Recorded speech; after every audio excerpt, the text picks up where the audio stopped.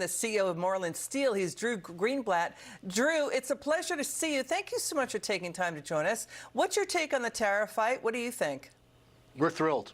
It's going to create a lot of jobs in America, millions of jobs in America. It's going to really help our factory. You know, right now the system is not fair. It's not level for the American worker. So, for example, this is a basket we make in Baltimore City. And this basket right here, when we ship it to Germany, they charge $128 in duties, in custom tariffs, against this basket to the German consumer. However, when this basket is made by a competitor in Germany and shipped to America, they're only charged $1.25. That's wildly unfair to the American worker. If we want to have more prosperity in our country, more paths and avenues for the impoverished in our country to thrive and move up into the middle class, we have to create great jobs. And that's going to happen with manufacturing, and that's going to help by leveling the playing field. So what do you say to those who are concerned about tariffs causing inflation? Well, I think it's going to be a one-step time, you know, where there's a one-step day where things get rationalized.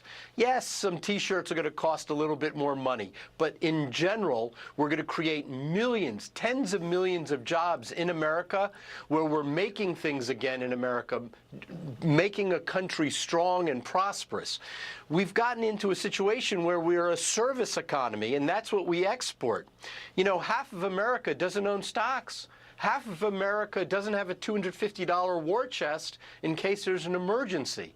We have to create a path for the impoverished in our nation to have nice jobs, $80,000 a year jobs, and be sufficient and grow into the middle class. Let's get your reaction. Manufacturing of those kinds of jobs. Got it. Let's get your reaction as Senator John Kennedy on all of this. Listen to this. I hope he negotiates zero tariffs with as many of them as we can. Europe's offering zero trade barriers. I'll take a dozen.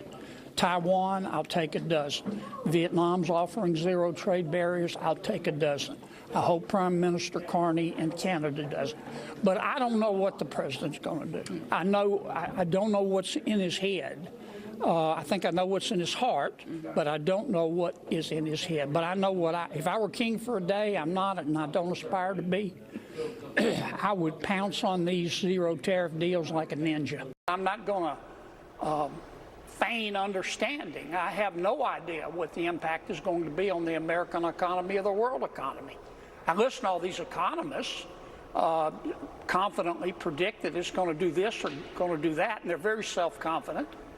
Most of them act like they discovered gravity, but they don't know what's going to happen, and they have a record to prove it. So we'll just have to wait and see. It's been painful, but it may turn out well. It may not. If it doesn't turn out well, I think the president will recalibrate. Drew, what's your reaction to what you just heard?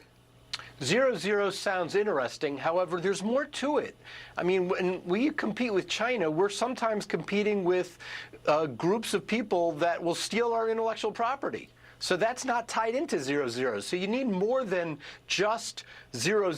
You have to have intellectual property protection. You have to make sure they're not despoiling the environment. We're very careful to make sure that the Chesapeake Bay near our factory in Baltimore is never despoiled. They just dump into the Yangtze. Right? They use slave labor, the Uyghurs. They have 3 million Uyghurs in concentration camps. This is part of the disconnection where we're up against. It's more than just zero. Zero would be a good start, but we need more than that. We need a parity of environmental. We need parity in intellectual property. It's a whole relationship. Got it.